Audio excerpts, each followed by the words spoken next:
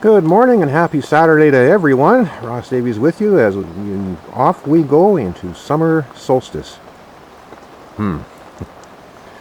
Anyway, today we're going to be talking turbidity. And what is that? It's just a measure of how much light can go through water. And what are the implications for salmon and trout? Well, you have high levels of turbidity, other words, muddy water. You've got impaired gill function. You've got effects on their food and the fish's ability to find it, because as we all know, young coho and others hunt by sight. And if it goes on for too long, you can actually plug up the spawning gravel, make the creek unsuitable for that. And a local stream around here that we were monitoring prior to a construction project upstream of our site, we measured over 1,000 pollution intolerant invertebrates, that'd be your mayflies and stoneflies and things like that, per square meter on the creek bottom.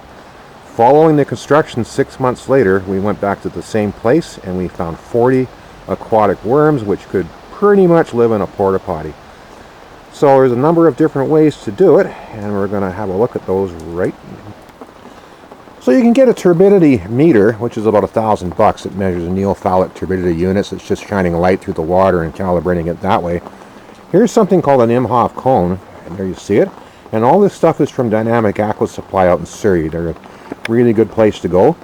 And what you do with this thing is you take a liter of your creek water, shake it up really well, dump it into the cone, and you hang around for about an hour, and pretty soon you got stuff in the bottom, your sand, your fines. You just measure that, and that gives you a reading of milliliters per liter, which translates directly out to milligrams per liter. So, but you don't always have like an hour to hang around in the field. So what we're doing today instead is using one of these. You can get these also at Dynamic. The one we have today looks different, but it does the same thing. And you're going to need some tap water to bring with you. That's your control water. So what we've done, let's have a look at these two test tubes. There's our tap water over here to the right, and there's a black dot at the bottom. One on the left is out of the creek, and there's a bit of turbidity today, so we're going to make sure that's shaken up really well. And it's a little harder to see the black dot down there. There's a bit of haze because there's turbidity. So I've got some of this reagent. Normally use an eyedropper, but this test tube here has got graduations on it. And graduate it. Good for it.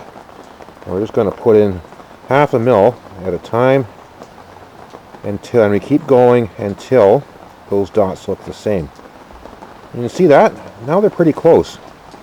So I only added in 10 milliliters, so that's a very low amount of turbidity, because one addition of 1/2 milliliter means 10 Jackson turbidity units. Yeah, hello friend over there. So our reading is 10. But I kind of prefer the Imhoff cone, because that is equivalent to what Department of Fisheries uses, because the Fisheries Act says something like, thou shalt not put 75 parts per million or more into the creek, or else you get a little spanking under the Fisheries Act. So of course, if Jack Nicholson were here doing the sample, he would say, are we clear? Are we clear? So hopefully that lesson for your Saturday was as clear as mud.